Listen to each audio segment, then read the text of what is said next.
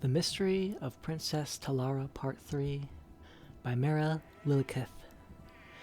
Booth was leaving his favorite pub in Camlorn, the Breaking Branch, when he heard someone calling his name. His was not the sort of a name that could be mistaken for another.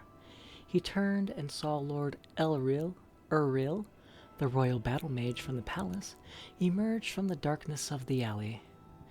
"My lord," said Booth with a pleasant smile. "I'm surprised to see you out this evening, Booth," grinned Lord Errol with the most unpleasant smile. "I have not seen you and your master very much since the millennial celebration, but I understand you've been very busy. What I've been wondering is what you've been busy doing." "Protecting the imperial interests in Camlorn is busy work, my lord. But I cannot imagine you would be interested in the minutiae of the ambassador's appointments." "But I am," said the battle mage, "especially as the ambassador has been acting most mysteriously, most undiplomatically lately, and I understand that he has taken one of the whores from the flower festivals into his house. I believe her name is Gina." Booth shrugged. "He's in love, I would imagine, my lord. It can make men act very strangely, as I'm sure you've heard before." "She's a most comely wench," laughed Lord Errol. "Have you noticed how much she resembles the late Princess Talara?" "I have only been in Camlorn for 15 years, my lord. I never saw her late majesty. Now, I could understand it if he had taken to writing poetry, but what man in love spends his days in the kitchens of the palace talking to old servants? That hardly sounds like molten passion to me, even based on my limited experience." Lord Errol rolled his eyes. "And what is this business he has now in... oh, what is the name of that village?" "Umbington," replied Booth, and immediately wished he hadn't. Lord Errol was too canny an actor to reveal it. Booth knew at the pit of his stomach that the battle mage did not even know Lord Strail had left the capital. He had to get away to let the ambassador know. But there was still a game to be carefully played. "He's not leaving for there until tomorrow. I believe it's just to put a stamp on some deed that needs the imperial seal." "Is that all? How tedious for the poor fellow.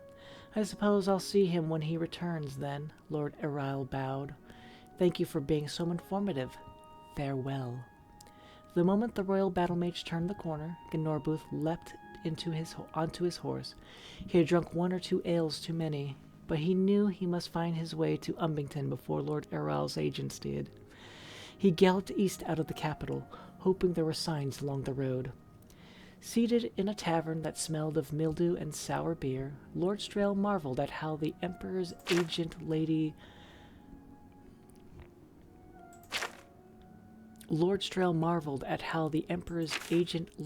Briziana always found the most public of places for her most private of conferences. It was harvest time in Umbington, and all of the field hands were drinking away their meager wages in the noisiest of fashions. He was dressed appropriately for the venue, rough trousers and a simple peasant's vest, but he still felt conspicuous. In comparison to his 2 female companions, he certainly was. The woman to his right was used to frequenting the low places of Daggerfall as a common prostitute. Lady Briziana, to his left, was even more clearly in her element. "By what name would you prefer I call you?" Lady Briziana asked solicitously.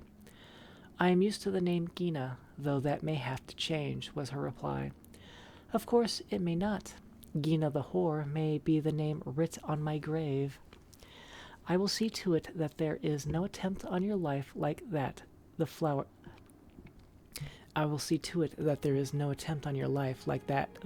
festival." Lord Strail frowned. "But without the Emperor's help, I won't be able to protect you forever. The only permanent solution is to capture those who would do you harm and then raise you to your proper station." "Do you believe my story?" Gina turned to Lady Briziana. "I have been the Emperor's chief agent in High Rock for many years now, and I have heard few stranger tales. If your friend the ambassador hadn't investigated and discovered what he has, I would have dismissed you outright as a madwoman." Briziana laughed, forcing a smile onto Gina's face to match. "But now, yes, I do believe you. Perhaps that makes me the madwoman." "Will you help us?" asked Lord Strail simply. "It is a tricky business interfering in the affairs of the provincial kingdoms." Lady Briziana looked into the depths of her mug thoughtfully. "Unless there is a threat to the Empire itself, we find it best not to meddle. What we have in your case is a very messy assassination that happened 20 years ago, and its aftermath. If His Imperial Majesty involved itself in every bloody hiccup in the succession in each of his 1,000 vassal kingdoms, he would never accomplish anything for the greater good of Tamriel." "I understand," murmured Gina. "When I remembered everything, who I was and what happened to me, I resolved to do nothing about it. In fact, I was leaving Camlorn and going back home to Daggerfall when I saw Lord Strail again. He was the one who began this quest to resolve this, not me.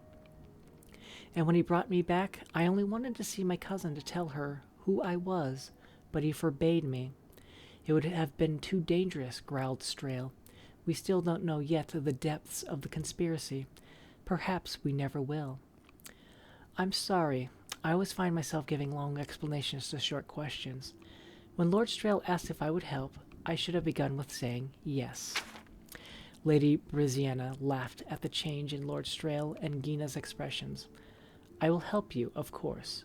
But for this to turn out well, you must accomplish 2 things to the Emperor's satisfaction.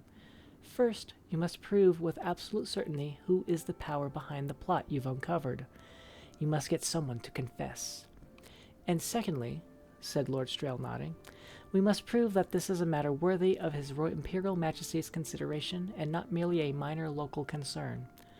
Lord Strail, Lady Briziana, and the woman who called herself Gina discussed how to accomplish their goals for a few hours more. When it was agreed what had to be done, Lady Briziana took her leave to find her ally Prosecus. Strail and Gina set off to the west toward Camlorn. It was not long after beginning their ride through the woods that they heard the sound of galloping hoofbeats far up ahead. Lord Strail unsheathed his sword and signaled for Gina to position her horse behind him. At that moment, they were attacked on all sides. It was an ambush. 8 men, armed with axes, had been lying in wait. Lord Strail quickly yanked Gina from her horse, pulling her behind him. He made a brief, deft motion with his hands. A ring of flame materialized around them and rushed outward, striking their assailants. The men roared in pain and dropped to their knees. Lord Strail jumped the horse over the closest one and galloped at full speed westward. "I thought you were an ambassador, not a mage," laughed Gina.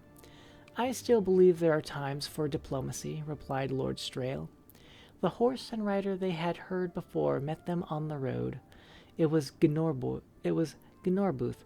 "My lord, it's the royal battle mage. He found out you two were in Umbington."